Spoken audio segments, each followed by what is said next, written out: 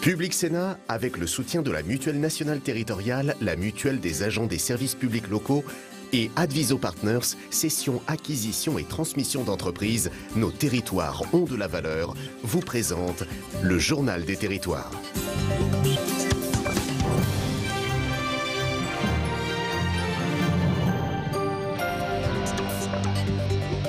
Bonjour à tous et bienvenue dans cette émission en deux parties avec la presse quotidienne régionale, les télés locales de France qui nous rediffusent, les Indés radios, 130 radios sur tout le territoire qui sont également nos partenaires avec TV5 Monde qui nous diffuse elle dans 200 pays. Dans un instant, c'est le JT des territoires. Puis après la météo de 8h, c'est Territoire d'info avec l'invité politique. Ce matin, c'est Nicolas Bay, le vice-président du Front National, député européen, qui sera notre invité. Tout de suite, c'est le JT des territoires. Je vous y retrouve dans un tout petit instant. À tout de suite.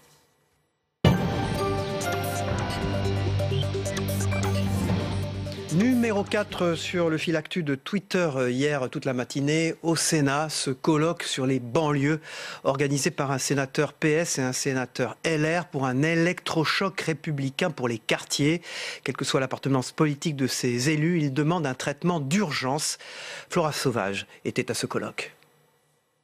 La situation des quartiers populaires s'est continuellement dégradée depuis 30 ans.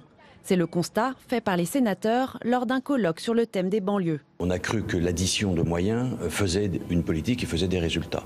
On a des enjeux dans nos quartiers, dans nos villes, qui sont des enjeux particuliers. Je dis, ce sont des enjeux culturels. C'est-à-dire quelles sont les clés de compréhension et que nous donnons aux personnes que nous accueillons, qui proviennent d'aires culturelles, civilisationnelles, religieuses, radicalement différentes de la nôtre. Plus de 5 millions de personnes vivent dans les 1500 quartiers classés prioritaires par la politique de la ville. Et 35% des jeunes de ces quartiers sont au chômage. Pour le président du Sénat, il faut une réforme de grande ampleur. Il y a sur ce sujet la nécessité d'une véritable réforme. Quand je pense le temps qu'on passe sur le remplacement de la taxe d'habitation sans évaluation préalable, qui va coûter 20 milliards au budget, on se dit quand même, ça mériterait une réflexion un peu plus approfondie. Mais pour réformer, il faut d'abord évaluer les politiques publiques menées ces 30 dernières années. Et c'est bien là le nœud du problème. On ne dispose pas des ressources de connaissances qui nous permettraient de dire combien les institutions publiques mobilisent pour les habitants des différents territoires. On a des connaissances complètement pointillistes, des coups de zoom, telle recherche, telle étude, telle... Alors, mais sauf que parfois, quand c'est comme dans le pointillisme en peinture, au bout d'un moment, on a suffisamment de traits pour voir le dessin général. Et là, le dessin général, il est absolument clair. La collectivité nationale mobilise moins d'argent pour les catégories populaires et les territoires populaires que pour les autres catégories sociales et les autres territoires. 430 millions d'euros, ce sont les crédits dédiés à la politique de la ville. Encore trop peu pour parvenir à instaurer une véritable équité à l'échelon national. Les aménagements à la loi littorale maintenant dans ce journal, les débats avaient été houleux à l'Assemblée nationale dans le cadre de la loi Élan. Pas question de toucher à la loi littorale. Le Sénat a pourtant modifié certaines dispositions, comme nous l'explique Julie Hulin pour la rédaction de Public Sénat. En 1986, la loi littorale avait été adoptée à l'unanimité. Objectif, préserver les rivages de l'appétit des bétonneurs. 30 ans après, les sénateurs veulent l'assouplir tout en se défendant de l'affaiblir. Il s'agit d'une manière limitée, en protégeant ce bien commun, de faire en sorte que, sans être sur le rivage, sans avoir vue sur la mer, à l'intérieur de hameaux déjà construits, sur des terrains qui sont séparés par 2 constructions existantes, on puisse désormais construire. Allusion faite aux fameuses dents creuses. Les députés ont déjà assoupli la possibilité d'y construire. Le Sénat veut aller plus loin en autorisant la construction d'installations nécessaires aux cultures marines, notamment la production d'huîtres. Levée de bouclier des sénateurs écologistes et du gouvernement. En rajoutant valorisation locale, on sait très bien qu'on risque d'avoir des projets de restaurants qui s'inventeront une activité ostréicole ou agricole à côté pour justifier le restaurant. Et je pense que là, on franchit une ligne par rapport à ce que le gouvernement a voulu faire. Pourtant, le 21 juin dernier, Emmanuel Macron, en visite à Quimper, avait exprimé aux élus locaux sa volonté d'éliminer ce qu'il nommait les aberrations de la loi littorale. La rapporteure du projet de loi au Sénat ne s'est pas privée de rappeler ses engagements. Voilà, nous on voulait simplement faire qu'il y ait une certaine cohérence entre ce qu'a dit le président de la République à nos collègues sénateurs et la réponse qui ne semble pas être la même du gouvernement. Réponse immédiate du ministre de la Cohésion des Territoires. Là, ce n'est pas le président de la République qui est au banc, c'est moi. Les 2 amendements de la commission ont donc été adoptés contre l'avis du gouvernement, laissant une nouvelle fois le dernier mot à l'Assemblée nationale, comme un sentiment de déjà-vu pour les sénateurs ces dernières semaines. Regardez maintenant ces magnifiques images. Le nouveau géant d'Airbus, le Beluga, la gamme Beluga, réalisé son premier vol hier depuis l'aéroport de Toulouse. Et Agnès Grimaldi pour la Dépêche du Midi y était pour nous. Regarder.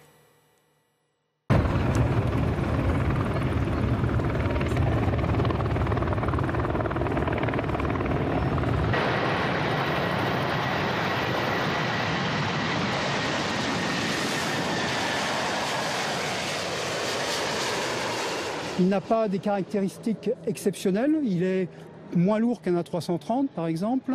Par contre, c'est sa forme. La baie cargo est très particulière, c'est ce qui lui donne son caractère d'icône pour les personnels d'Airbus. Le beluga, vous le savez, c'est un mammifère, donc il a la face d'un beluga.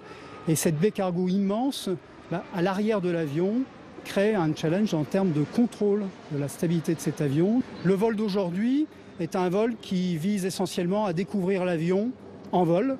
Comme je le dis à toutes mes équipes, jusqu'à ce matin, jusqu'à 10h30 précise, nous avions un magnifique camion souriant. Depuis maintenant quelques minutes, nous avons un avion. Et donc, en dépit de toutes les simulations, de tous les efforts, nous simulons au sol, nous avons conduit des essais en simulateur. L'équipage a volé de nombreuses fois ce premier vol. Rien ne remplace dans notre industrie le premier vol. Et donc c'est un vol qui vise à confirmer que l'avion se comporte comme attendu. C'était impressionnant. Et les Beluga, il est un super avion. Et bon, j'espère qu'il aura trop de réussites. C'est un avion quand même impressionnant aussi. Et puis probablement un des derniers premiers vols avant un petit moment, donc fallait pas le rater. On est super fiers de voir décoller le Beluga, parce qu'en fait c'est un peu, même si j'ai pas travaillé franchement dessus, c'est pour la région, pour Toulouse, c'est une fierté. C'était un beau décollage, beaucoup de monde, c'était magnifique, très chouette. Le XL nous permet de transporter 30% de charges supplémentaires.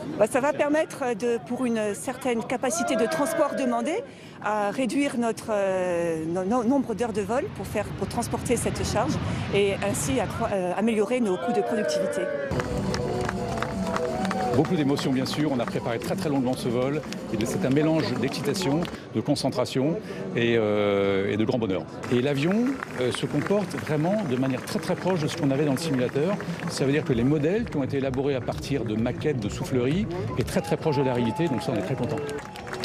Voilà le magnifique Beluga XL que vous avez vu décoller.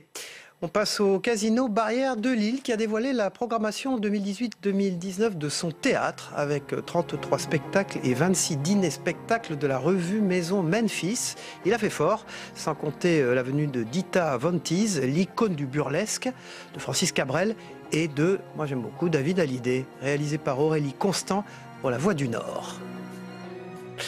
Voilà, hier a marqué le coup d'envoi de la 27e édition des Vieilles Charrues. C'est l'été, les festivals. Au programme cette année, Dépêche Mode aussi, Cœur de Pirate, Véronique Sanson ou encore Angèle, entre autres. Des dizaines d'artistes réunis sur un seul site devenu mythique et qui prend cette année des couleurs indiennes. 14 000 m² de décors à la Bollywood. Afin de redécouvrir ces installations, l'équipe du Télégramme de Brest vous propose une visite guidée avant que la fête ne batte son plein. Jérôme Gallo pour le Télégramme. Bonjour et bienvenue au Festival des Vieilles Charrues 2018. Le Télégramme vous propose de faire une petite visite guidée du site. Nous allons commencer par le parc du château où nous sommes en ce moment, qui est l'endroit idéal pour se détendre entre deux concerts.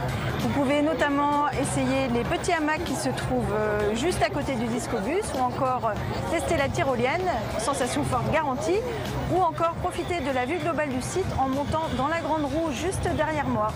Très bonne visite à vous.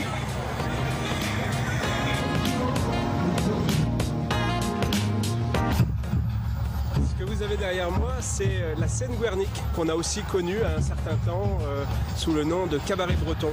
C'est un endroit fantastique pour voir des petits concerts intimistes, des groupes souvent qu'on ne connaît pas parce qu'ils ont peut-être moins de chances de passer à la télé ou à la radio. Énormément de belles surprises à découvrir, notamment cette année, puisqu'il y a le duo tunisien Yuma qui sera de la partie, un groupe sensationnel, mais il y en a plein d'autres et je vous invite franchement à venir faire un petit tour sur le chapiteau rouge, facile à repérer. Vous verrez qu'il y a aussi le Fest-Noz mémorable le samedi soir qui commence généralement en fin de soirée et qui se poursuit tard dans la nuit, et c'est en général une ambiance à découvrir. Mais vous avez encore plein de choses à découvrir, je crois. Alors dépêchez-vous, filez.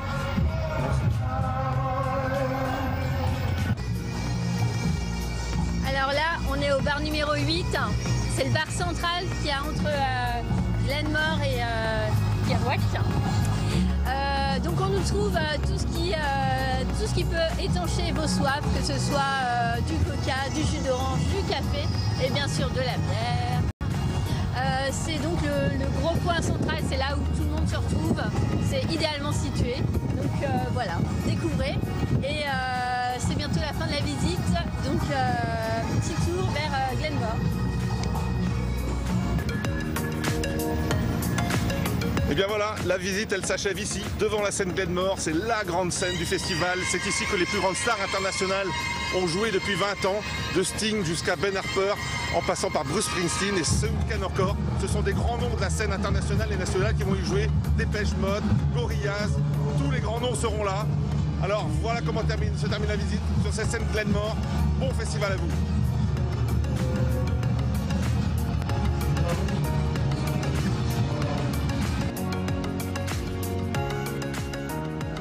Voilà, oui, un bien beau festival des vieilles charrues en prévision. Tout de suite, c'est le Club de la Presse avec Pascal Jalabert et Zoé Cadio. Mais avant ça, on examine ensemble les unes de la presse quotidienne régionale ce matin. A tout de suite.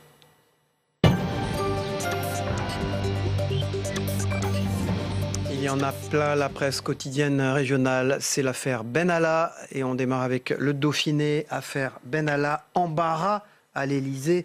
Vous le savez, une vidéo de heure en marge des cortèges du 1er mai a permis d'identifier Alexandre Benalla, ex-monsieur sécurité du candidat Macron, devenu collaborateur de l'Élysée, comme étant l'auteur de coups portés sur un manifestant à terre. On en parle dans le Club de la Presse, avec Pascal Jalabert, justement, du Dauphiné, entre autres. Le Télégramme, c'est l'affaire qui secoue l'Élysée. On voit Alexandre Benalla aux côtés d'Emmanuel Macron à la une. Puis pour la Nouvelle République, c'est l'affaire Benalla bouscule l'Élysée.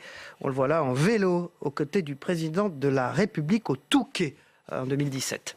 Pour Libération Champagne, c'est le loup est-il de retour dans l'Aube? Plusieurs attaques de brebis ont eu lieu au cours de ces dernières semaines, au sud de l'Aube et dans l'Yonne. Et si l'animal n'a pas encore été clairement identifié, il n'en faut pas plus pour que le loup revienne sur les lèvres des éleveurs. Peut-être un fantasme, Libération Champagne l'a mis à sa une aujourd'hui. Pour l'Est éclair, c'est les attaques suspectes de troupeaux également. Plusieurs ovins ont été retrouvés morts depuis des mois. Et c'est une première depuis près de 4 ans. Également, vous l'avez vu, le scandale autour du gros bras de Macron, à la une de l'Est éclair, bien sûr. Pour la Dépêche du Midi, c'est les enquêtes sur les détenus radicalisés qui font la une. 450 islamistes radicaux sont libérables en 2019. Un vrai gros problème, comment anticiper leur sortie, assurer leur suivi. C'est un reportage à la prison de Cesse en Haute-Garonne que propose la Dépêche aujourd'hui à sa une. Pour l'Indépendant de Perpignan, c'est go fast mouvementé à Amélie-les-Bains. C'est le conducteur qui a été interpellé et le passager en tentant de prendre la fuite, qui a sauté d'une falaise, chutant de 10 mètres et se blessant. Un spectaculaire scène que l'Indépendant a décidé de mettre en une. On en parlera également avec Zoé Cadio tout à l'heure qui est sur notre plateau. Presse Océan, c'est tué par balle la piste de l'assassinat. C'est le scénario du drame qui se dessine à Nantes. L'hypothèse de l'assassinat est privilégiée après la mort d'un Nantais de 34 ans. Mercredi en plein après-midi à Bellevue. Presse Océan, évidemment, décide d'y revenir. Presse Océan, le journal de Nantes Métropole. Puis La Voix du Nord, La Terre a soif. Une magnifique photo, c'est une sur l'agriculture, c'est le déficit en eau qui inquiète les agriculteurs de la région. Si les céréales n'ont pas souffert, le bétail tire la langue. On voit bien sur cette photo que par rapport à l'année dernière, et c'est à l'intérieur de la Voie du Nord d'ailleurs, la marge de progression de la sécheresse est importante. Voilà. Vous pouvez retrouver ces articles si vous intéressent et si vous n'appartenez pas aux zones de diffusion de ces journaux sur les sites internet de la presse quotidienne régionale. Ils sont fort bien faits. C'est le Club de la Presse avec Pascal Jalabert. J'en parlais. Bonjour Pascal. Vous représentez le groupe EBRA. Vous dirigez la rédaction de ces 9 journaux à Paris du groupe EBRA, dont le Dauphiné. Et puis Zoé Cadio, vous représentez le groupe La Dépêche sur ce plateau. C'est le Midi Libre et l'Indépendant. Et c'est d'ailleurs l'Indépendant qui va nous occuper aujourd'hui avec les 80 km/h. Une saga qui n'en finit pas. On pourrait même dire que c'est le feuilleton de l'été. C'est le feuilleton de l'été. On va démarrer tout de suite avec ce qu'on appelle l'affaire Benalla. Il y a du nouveau ce matin, une nouvelle vidéo diffusée par le journal Le Monde qui montre Alexandre Benalla, donc ce chargé de mission à l'Élysée, en train de molester une jeune femme. Ça se situe autour de la manifestation, enfin des vidéos de la manifestation du 1er mai que nous avons déjà montré hier. Qu'est-ce que c'est que cette histoire, Pascal Jalabert? Pourquoi Emmanuel Macron n'est toujours pas intervenu? Alors ça paraît, d'abord l'histoire paraît assez incroyable en elle-même. Alors bon, ici à Public Sénat, on est bien placé pour connaître le personnage qui avait molesté un journaliste, un photographe d'image pendant la campagne. Oui, ça paraît assez incroyable que l'Élysée ait pu promouvoir à ce rang-là ce personnage, qui est un garde du corps, il ne faut pas l'appeler autrement. Peut-être plus qu'un garde du corps, parce qu'on voit la proximité. Là, ce sont des images. On voit derrière vous Emmanuel Macron en vélo, au Touquet en 2017. C'est un peu toujours le cas. Le garde du corps, ils ont toujours quelqu'un de confiance. Ça, à la limite, ça peut... Mais les gardes du corps, il n'est pas affilié, il faut le rappeler aux téléspectateurs, ni à la police, ni à la gendarmerie. C'est privé. Ni à un service de protection des hautes personnalités. Voilà, puisque normalement, y compris pendant la campagne, il y a ce qu'on appelait avant les VO, c'est-à-dire ceux qui protègent les personnalités. Voyage officiel. On les appelle. Voilà, on les appelait les voyages officiels. Ceux qui protègent les personnalités, qui sont des fonctionnaires de police, assermentés, rodés, formés. Et là, on a ce personnage qui a un passé, et c'est là l'amateurisme côté Élysée, c'est qu'Arnaud Montebourg l'a révoqué il y a 4 ans pour conduite pour délit de fuite, ce qui est quand même assez grave. Et puis surtout, c'est la sanction qui va pas bien. Une mise à pied hier... beau cafouillage du gouvernement qui dit jamais une sanction a été prise comme ça à l'Élysée. Ben si, il y en a qui ont été virés. Le dernier, c'est Aquilino Morel. Ouais, donc, on peut comprendre les policiers. Nous en avons au téléphone qui s'y font la même chose, sont immédiatement suspendus. Les syndicats de police, d'ailleurs, vous le savez, les syndicats déjà. Oui, nous les avons eu au téléphone, nous les faisons réagir dans nos colonnes, qui sont très remontés.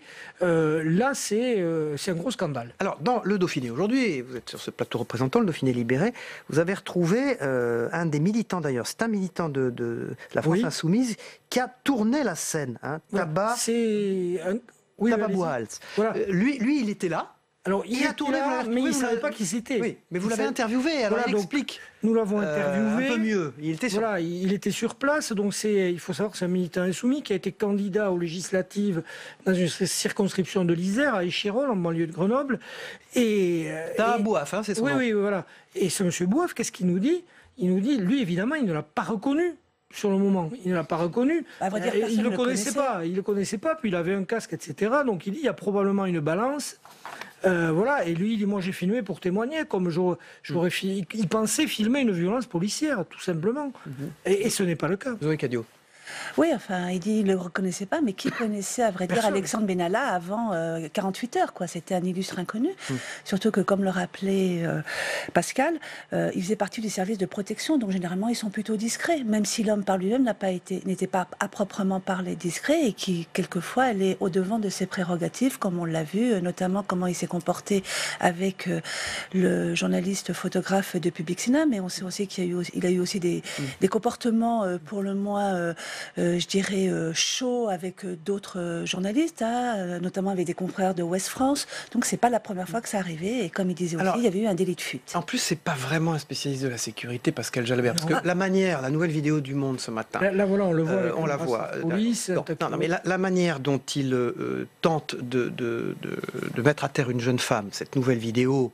en lui balayant les jambes n'est pas une manière, je peux vous dire, professionnelle. Donc il est quoi? Il est entre le conseiller, j'allais dire, privé, proche de la famille, et il fait le tampon avec les services de sécurité. Un des confrères ce matin sur une radio disait, je l'ai entendu, il était plus proche des policiers chargés de la protection d'Emmanuel Macron dans les déplacements publics que tous les autres services chargés de la sécurité du président. Oui, je crois que, pour résumer, c'est un cow-boy qui se prend pour le policier qu'il n'est pas. On a essayé de l'appeler hier, il nous a évidemment envoyé sur les roses, mais bon, voilà, c'est un cow-boy qui se prend pour ce qu'il n'est pas, qui visiblement aime la lumière, il aime mettre sur la photo aux côtés des puissants. Bon, voilà. Et ce qui est scandaleux, c'est que ce personnage arrive quand même chef adjoint de cabinet, ce qui est pas un petit poste. On est quand même à l'Élysée. On est à la présidence de la République. Parlons de ce qui s'est passé comme réaction à l'Assemblée nationale hier, par exemple. Bon, il y a donc une commission d'enquête parlementaire qui a été obtenue par l'opposition. Difficilement. Difficilement. C'est la commission des lois qui va s'en charger. Comment, concrètement, ça peut aboutir à quoi? Est-ce qu'ils ils vont pouvoir investiguer à l'Élysée, par exemple? Moi, je crois qu'il faut que des têtes tombent à l'Élysée. Parce que ce monsieur, il a quand même été recruté. Il a quand même des chefs au-dessus de lui. Donc il faut que ces gens-là s'expliquent sur quels critères ils l'ont recruté, quelles étaient ses missions exactes, qui l'a autorisé à participer à cette manifestation avec un brassard police, un casque de policier. Donc le président de la République va s'exprimer aussi. Le président de la République, c'est son employeur. Donc c'est sûr il ne peut pas rester muet. Voilà, quand il y a un problème dans vos services, que ce soit privé ou public, à un moment donné, il faut s'exprimer, même si en effet le président ne peut pas tout contrôler, tout voir ce qui se passe. Mais en fait, c'est quelqu'un qui connaissait, il l'avait toujours à côté de lui. Voilà, en tout cas dans le Dauphiné ce matin, vous avez le témoignage de celui qui a filmé sans savoir d'ailleurs, militant de la France. Non, il ne savait pas sur le moment. Zoé Cadio, on passe à l'Indépendant de Perpignan, un article ce matin à propos des 80 km/h. On appelle ça presque le feuilleton de l'été, comme vous dites, avec un référé d'un collectif d'élus qui veulent le retrait du décret. Ils sont allés devant le Conseil d'État. C'est intéressant, vous allez nous expliquer comment, pourquoi. Et hier, on a su, par contre, que le nombre de morts avait baissé de 9,3% déjà en juin, avec 294 tués quand même, soit 30 de moins qu'en juillet 2017. Oui, alors, déjà, il faudrait peut-être dire qu'à la veille d'un nouveau départ en vacances, il faut rester prudent quand même et mettre la pédale douce. Alors, cela dit, pour l'histoire du 80 km/h, on peut dire effectivement que c'est le feuilleton de l'été avec je dirais, ce nouveau chapitre hier devant le Conseil d'État. Pourquoi le Conseil d'État? C'est que vous savez qu'il y a 50 députés, qu'on pourrait dire anti-décret, qui a décidé de s'opposer à ce décret de limitation d'abaissement de la vitesse de 90 à 80. Alors, là, on ne juge pas sur le fond, mais on juge sur la forme. C'est un référé en urgence. Et il faut savoir qu'à terme, effectivement, ils veulent le retrait pur et simple. Mais pour l'instant, on ne va que pour la... C'est une des étapes, et c'est la suspension. Et à vrai dire, l'action hier, c'est de savoir si cette décision est légale ou pas, ou s'il n'y a pas un abus de pouvoir, comme l'affirment ces 57 députés qui sont emmenés notamment par le député lozérien, Pierre Morel-Lahuissier, mais aussi Jean-Christophe Lagarde. C'est à vrai dire, c'est un peu les centristes qui sont un peu en avant de ce combat. Expliquez-nous concrètement pourquoi il y a déjà une baisse des tués sur la route. C'est lié à ça ou c'est une chance statistique? Je pense que c'est lié aussi au fait qu'il y a eu une montée d'une augmentation de la répression et de la surveillance sur les routes. Parce que cette baisse du mois de juin, elle avait déjà été aussi constatée au mois de mai. Au mois de mai, on avait constaté aussi une baisse de 8,4%. Et c'est justement, et c'est là-dessus justement que attaquent les élus anti-décret en disant que cette mesure, certes, on ne peut que se réjouir si effectivement il y a une baisse de 350 à 400 morts comme l'annonce l'exécutif, mais il pose simplement la question de savoir ces pronostics, c'est comment on établit ces pronostics et ces statistiques, parce que rien ne vient l'étayer, sachant que pour annoncer cette baisse, ils se sont basés sur des rapports qui datent de 2004. Et comme le reconnaissaient hier à l'audience les représentants du ministère de l'Intérieur, il est encore trop tôt pour dire, tout à fait, vous étiez à l'audience, oui, tout à fait, pour dire que c'était des chiffres consolidés. Donc on sent un petit peu que le gouvernement est un peu gêné sur cette mesure, surtout qu'il faut rappeler qu'une partie du gouvernement était contre. Il suffit de voir... Gérard Collomb, déjà. Entre autres, Mézard, et qui Et quand on leur dit que c'est une mesure anti-ruralité, ils ont du mal un petit peu à dire non, ce n'est pas vrai. Mais il est vrai aussi que cette mesure touche essentiellement le réseau, 40% du réseau secondaire, c'est-à-dire sur les 400 000 routes, il y a 40% qui sont touchés par cette mesure. Le feuilleton de l'été, ça va continuer et sans doute à la rentrée. Alors justement, lundi ou mardi, on attend la décision de savoir s'il y aura une suspension ou pas de ce décret. Ça peut tomber aujourd'hui, hein? Non, parce que hier, le juge de référé a demandé une prolongation de l'information judiciaire jusqu'à ce soir 18h. Donc il y a une information qui est complémentaire, justement à cause des débats d'hier. Et elle prendra ses décisions soit lundi, soit mardi. En tout cas, c'est dans l'Indépendant, aujourd'hui, de Perpignan. Merci Zoé Cadio. Vous restez avec nous, bien sûr. Pascal Jalabert, la 12e étape du Tour rapidement de France est conclue par un sprint à l'Alpe d'Huez. C'est l'animosité du public qui a marqué cette journée. Vraiment, certains coureurs étaient ciblés. Alors, évidemment, Geraint Thomas, le maillot jaune vainqueur de l'étape, a subi un véritable bronca de la part du public sur le podium. Alors, quant à son leader, Chris Froome, alors il a carrément été insulté. Un spectateur a même voulu, je crois, le molester, le frapper. C'est vraiment pas l'esprit du sport, ça. Oui, donc, et puis leader qui n'est plus leader. Je crois que la Sky est en train de faire de la communication et de nous dire que c'est pas Froome qui va gagner le Tour, c'est Geraint Thomas. Mais les spectateurs ne sont pas dupes. Voilà, ce sont c'est la même équipe, c'est la même formation. Donc c'est grave ce qui se passe sur le Tour, parce que là, c'est un problème de mentalité, là. Voilà, il y a un problème. Le Tour, c'est la fête, c'est populaire. C'est les Français, après la Coupe du Monde, les territoires, on est vraiment à contre-temps total. Voilà, et là, on a deux coureurs cyclistes sur lesquels le doute est permis. Qui gagnent tout, qui écrasent tout, qui ne laissent rien aux autres. Alors maintenant, ils vont en laisser un peu, histoire de faire joli sur la photo, mais ça se passe très mal. Donc du coup, je crois que ce Tour, il ne va pas rester dans les annales malgré tous les efforts de Christian Prudhomme. Alors en plus, le pire hier, c'est qu'il y a eu une victime collatérale, c'est Vincenzo Nibali, ce coureur italien qui avait gagné en 2014 et qui la chute parce que des gens voulaient embêter Froome, et c'est lui, le pauvre, qui a été embêté. Donc ça se passe mal, il y a des abandons de coureurs qui auraient pu bien faire, parce qu'ils comprennent que ça ne sert à rien. Donc voilà, pas un bon Tour. Voilà. Et de belles images, par contre, on vient de voir. Alors heureusement, voilà. Ces images-là, de la région d'Alpe d'Huez. Il faut féliciter les cadreurs qui sont dans les hélicoptères, parce qu'ils font du vrai bon travail. Merci Pascal Jalabert. Zoé Cadio, vous restez avec nous, bien sûr, pour le débrief de l'actualité et de l'invité politique, le député européen Nicolas Bay, qui est avec nous, qui sera là dans quelques instants. Il est en train de se faire maquiller. C'est la météo des territoires maintenant, le temps qu'il fait en France aujourd'hui, mais aussi dans les départements français d'Amérique. On les regarde ensemble.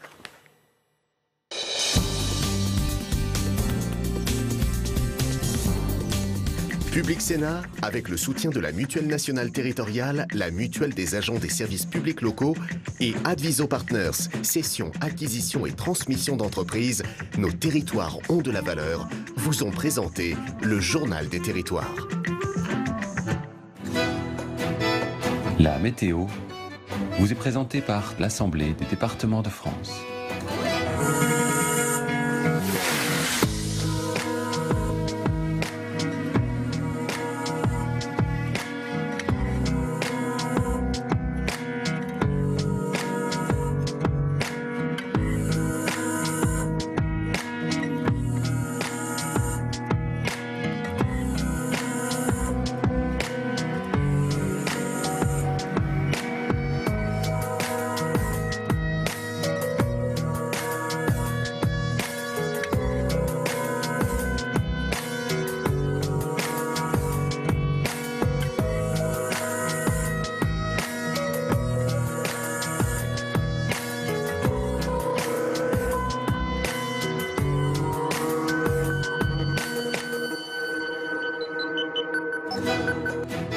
C'était la météo avec l'Assemblée des départements de France.